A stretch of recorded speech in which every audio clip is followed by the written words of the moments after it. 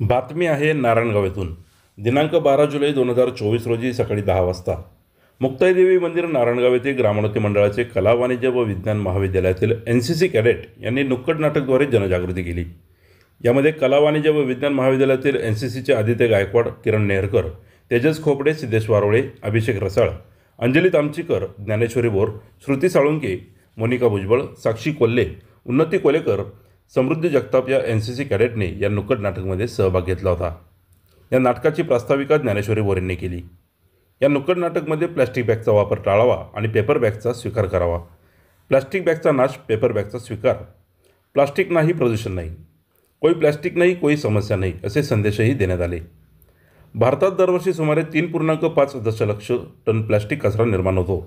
महानगरपालिका घनकचरा, प्लॅस्टिक कचरा, ऑटोमोबाईल कचऱ्यापासून 2025पर्यंत कचऱ्याचे प्रमाण 3 पटीने वाढण्याची अपेक्षा आहे.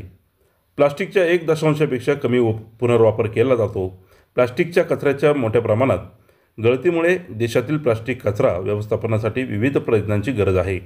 या संदर्भात प्लास्टिक कचऱ्याशी संबंधित समस्या आणि त्यावरील उपाय काय करता येईल हे सर्व ग्रामस्थांना या पटनाट्याद्वारे प्लास्टिक बॅगचा वापर टाळावा आणि पेपर बॅगचा वापर करावा असा संदेश देण्यात आला.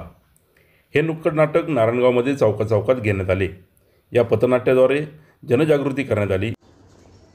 सब्जी लानी है प्लास्टिक से, चिकन लाना है प्लास्टिक से, दूध लाना है प्लास्टिक से, फल लाने हैं प्लास्टिक से, चावल लाना है प्लास्टिक से।